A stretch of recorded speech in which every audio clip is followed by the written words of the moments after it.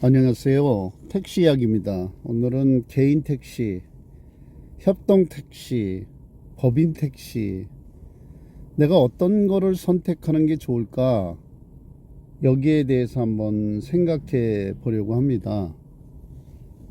결론적으로 이야기한다 그러면 이 여유 자금이 되시는 분들은 개인 택시 하는 게 훨씬 좋죠.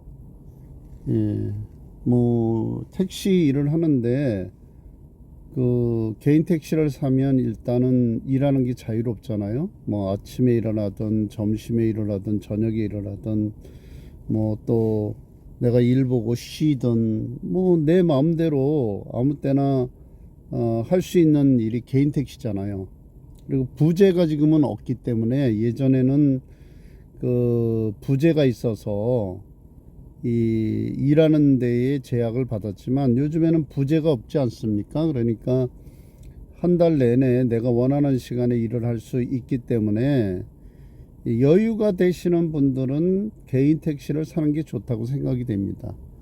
서울 같은 경우에 한 1억 1천 정도 줘야 되잖아요. 그러면 뭐 번호판도 달고 또 개인 택시 그 협회에 가입을 하려면 협회 가입비가 150만 원. 그건 없어지는 돈이에요.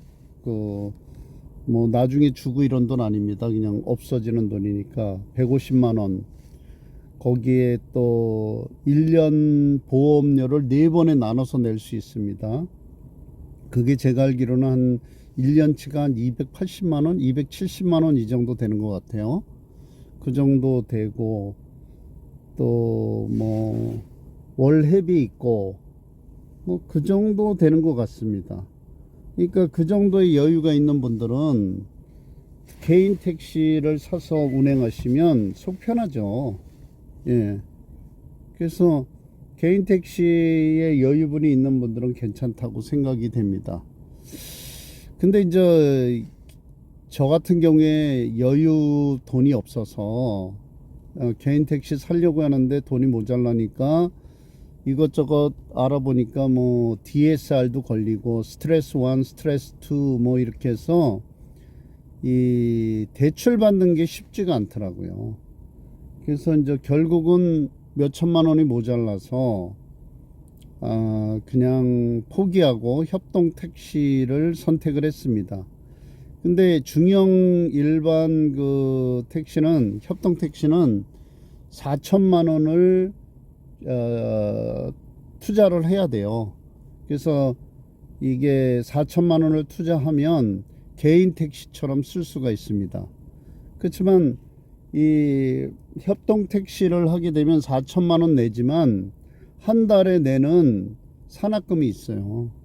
왜냐면 그 협동 택시도 이렇게 법인 택시처럼 번호판이 뭐 50개, 60개, 80개 이렇게 갖고 있는 거잖아요. 그러니까 이 택시 주차장도 이 차고지도 운영을 해야 되고 또 직원이 있잖아요. 우리 회사 같은 경우에 경리 한 분, 또 정비 과장 한 분, 또 이 사고 처리나 아니면 조합원 모집하는 전무님 한 분, 또 이사장 한 분, 이렇게 4분이 있거든요. 그리고 또 주차장 운영해야지, 또 사무실 운영비 나가지. 그러니까 거기에 대한 비용을 조합원들이 같이 이게 부담을 해야 되잖아요. 그래서 일정 부분에 내야 되는 돈이 있어요. 그 외의 거는 제가 보기에 뭐 개인 그 외 그 돈 외의 거는 개인 택시랑 똑같습니다. 보험료도 한 20만 원 정도 되고 저희는 그러니까 또 연료비도 개인 택시도 연료비 나가잖아요. LPG 쓰는 분은 LPG 그 연료비가 나가야 되고 전기 택시 쓰는 사람들은 전기 그 비용이 한 달에 한 20만 원, 25만 원 정도 돼요.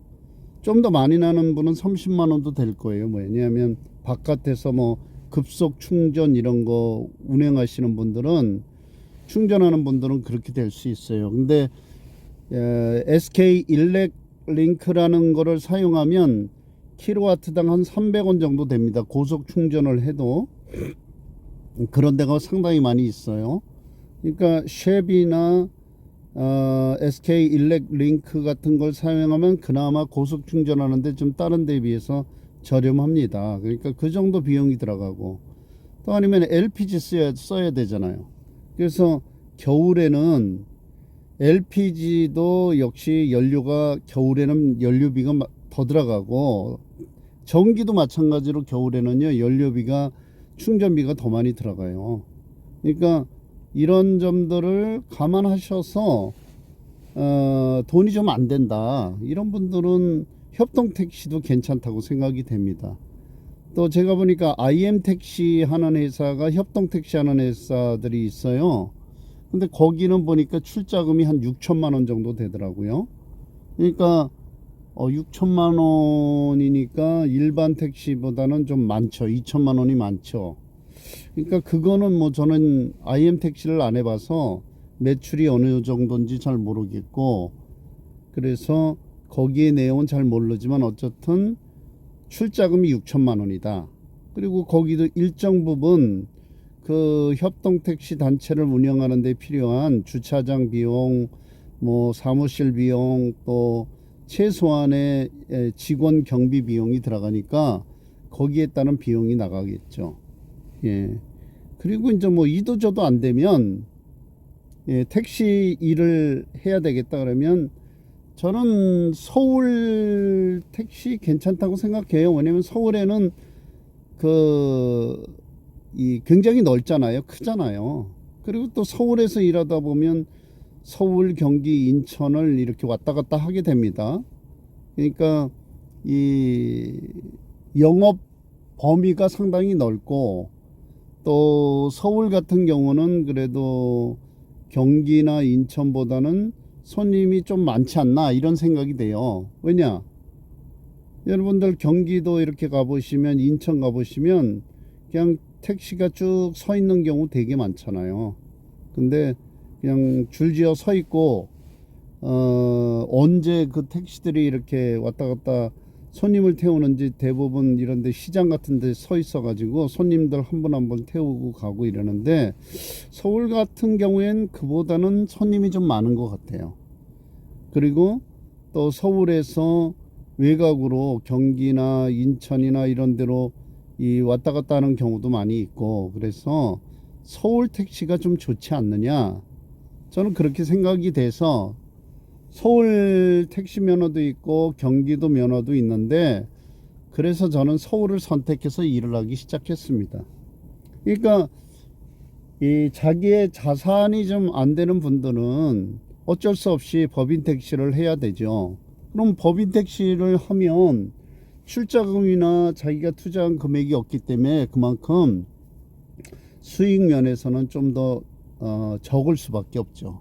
왜냐하면 법인 택시도 사실은 본인이 가스비, 그리고 보험료, 그 차 감가상각이라 해서 차 이제 그 매달 그 차에 뭐 2,500만 원짜리면 그 차를 운행하는데 그 돈 그 법인 기사가 다 무는 거예요. 그리고 회사에 또 일정 부분의 산학금을 내야 되는 거잖아요. 그러니까 이런 모든 지출을 다 하면서도 그 돈을 내는데, 다만 이제 법인 택시 기사 하시는 분들은 사고가 난다든지 이래도 뭐 별로 신경 쓸 거 없죠. 그냥 회사가 어차피 그 돈 다 물어야 되는 돈이니까. 근데 협동 택시나 개인 택시는 사고 나는 걸 본인이 이렇게 상당 부분 커버를 해야 되잖아요. 그리고 협동 택시나 이런 것들은 사고 나면 사고 나는 대로 조합원들이 그만큼 조합비가 여기 그 보험비가 올라가니까 그거를 서로 각자 이렇게 분담해서 물어야 되는 그런 구조잖아요. 그러니까 제가 보기에 법인 택시의 단점도 있지만 장점도 있어요. 그런 면에 있어서. 근데 택시는 사고를 안 내는 게 최선입니다. 왜냐, 법인 택시를 하면서도 그 사고가 나서 벌점이 주어진다든지 이러면 그날부터 다시 2년 6개월 무사고를 해야 개인 택시를 살 수 있는 자격이 주어지잖아요. 그러니까 가급적이면 사고가 나지 않도록 조심해야 된다고 생각이 되고요. 개인 택시냐, 또 협동 택시냐, 법인 택시냐, 또 이런 승합 벤티나 아이엔 같은 그런 택시를 하느냐, 이거는 그런 것들을 비교하셔서 내가 어떤 택시를 하는 게 좋을까 본인이 생각하고, 또 거기에 목표를 두고 이렇게 자기가 하려고 하는 택시의 목표를 두시고 계획을 세우고 하신다 그러면 택시 기사들의 그래도 미래가 좀 밝지 않겠느냐 이렇게 생각이 됩니다. 예. 왜냐하면 요즘에 뭐 한 1억 들여서 이런 가게 같은 거 뭐 닭집 이런 거 운영하다가 다 들어먹는 사람들도 많고, 그러니까 이 개인 택시를 하려고 퇴직하고 개인 택시 하려고 하는 분들이 많이 있잖아요. 그러니까 이런 거 저런 거 비교를 잘 해보시고, 또 내가 개인 택시를 하면, 협동 택시를 하면, 법인 택시를 하면 얼마 정도 내가 수입이 돼야 되는지 그런 걸 계산해 보시고 선택을 하시면 좋겠다 이런 생각을 갖습니다. 예, 이런 것들에 있어서 명확하게 구분하는 그런 유튜브 기사들이 없어서 제가 한번 정리해서 올려보는 겁니다. 예, 여러분들에게 좋은 일 많이 있기 바라고요. 건강하시고요. 항상 행복하시기 바랍니다. 고맙습니다.